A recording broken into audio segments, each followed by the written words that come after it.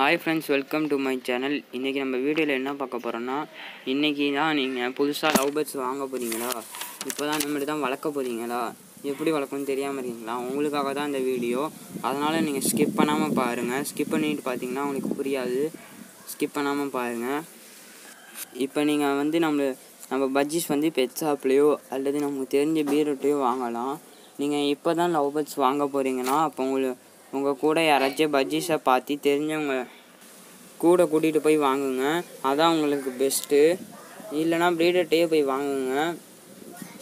உங்களுக்கு பஜ்ஜீஸை பற்றி எல்லாம் தெரியும்னா நீங்கள் எங்கே வேணாலும் வாங்கலாம். நான் ஏன்னா ப்ரீடர்கிட்ட வாங்குங்க தான் நான் சொல்லுவேன். நீங்கள் பஜ்ஜீஸை பற்றி தெரிஞ்சவங்களோ அல்லது தெரியாதவங்களோ யாராக இருந்தாலும் ப்ரீடர்ட்லேயே போய் வாங்குங்க. அதான் நம்மளுக்கு பெஸ்ட்டு. எந்த ப்ராப்ளமாக இருந்தாலும் அவங்கள்ட்ட சொல்லிக்கலாம். பெட் ஷாப்லலாம் அப்படிலாம் கிடையாது. அதனால தான் நீங்கள் ப்ரீடர்கிட்டே வாங்கன்னு நான் சொல்லுவேன்.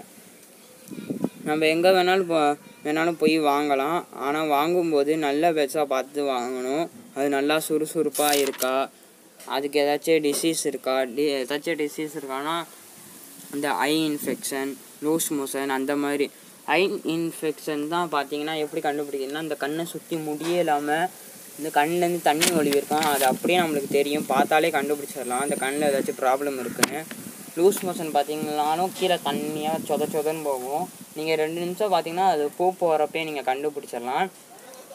அதே மாதிரி நீங்கள் பஜ்ஜீஸ் வாங்கணுன்னா நேரில் போய் வாங்குங்க.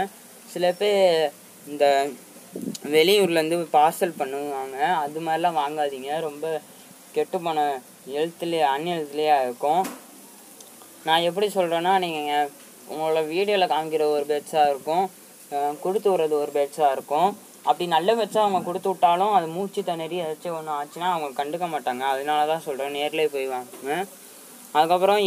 அதுக்கப்புறம் நீங்கள் வாங்குகிற பஜ்ஜீஸ் எதுக்காச்சும் நீங்கள் மேல் ஃபீமேல் வாங்கினீங்கன்னா 2த்துல ஏதாச்சும் ஒன்றுத்துக்கு எங்கேயாச்சும் அடிபட்டிருக்கான்னு பார்க்கணும். ரெக்கை நல்லா உடையாமல் நீட்டாக இருக்கான்னு பார்க்கணும். இது கூட அவ்வளோக்கு பிரச்சனை இல்லை. ரெக்கை தானே வளர்ந்துடும். அது நம்ம பிச்சு விட்டாலே வளர்ந்துடும். அதுக்குன்னு நம்மளாம் பிச்சு விடக்கூடாது. அது ரொம்ப அதுங்களுக்கு வலிக்கும். அது தானாக விழுந்தால் முளைச்சிரும். அதுக்கப்புறம் இப்போ நீங்கள் ப்ரீட் பண்ண பஜ்ஜீஸ் வாங்கணுன்னா நீங்கள் மேல் ஃபீமேல் பார்த்து தான் வாங்கணும். மேல் ஃபீமேல் கரெக்டாக தான் இருக்கணும். 1 மேலும் 1 ஃபீமேல் தான் வாங்கணும். சில பேர் 2மே மேலாக வாங்குவீங்க, 2 ஃபீமேலாக வாங்குங்க. 2 ஃபீமேலாக இருந்துச்சுன்னா கண்டிப்பாக எக்கு வைக்கும் ஃப்ரெண்ட்ஸ். நான் பாதி பேர் 50% பேர்த்துக்கு எக்கு வைக்கும் ஃப்ரெண்ட்ஸ். அதுக்குன்னு நீங்கள் மேல் ஃபீமேல்னு நினச்சிக்கக்கூடாது. அந்த எக்கு ஏன்னா ஆச்சே ஆகாது. 2 ஃபீமேல் சேர்ந்து எக்கு வைக்கும். அதனால் நீங்கள் ஒரு ஃபீமேலும் 1 மேலும் தான் வாங்கணும். அந்த 2மே அந்த ஃபீமேலும் மேலும் அடல்ட்டாக தான் இருக்கணும். 11 மாதம் 10 மாதம் பிறந்ததுலேருந்து அந்த எக்லேருந்து ஆச் ஆனதுலேருந்து 11 மாதம் 10 மாதம் அந்த ஏஜில் இருந்தால் தான் உங்களுக்கு நல்லா ரிசல்ட்டு கிடைக்கும். நல்லாவும் ஹெல்த்லேயாகவும் இருக்கும் நம்ம பஜ்ஜீஸு.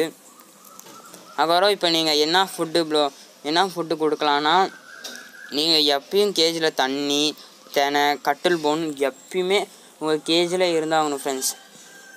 தண்ணி தெனை எவ்வளோ முக்கியமோ அதே மாதிரி கட்டில் போன் முக்கியம். கட்டில் போன் வச்சா தான் உங்களுக்கு ப்ரீட் ஆகும். அதுங்களுக்கு கால்சியம் சத்து கிடைக்கும். எக்கு நல்லா ஸ்ட்ராங்காக இருக்கும். அதனால் நீங்கள் கட்டில் போன் கண்டிப்பாக வச்சாகணும். இப்போ அடிஷ்னல் ஃபுட்டு பார்த்திங்கன்னா சீசனுக்கு சீசன் மாறும்.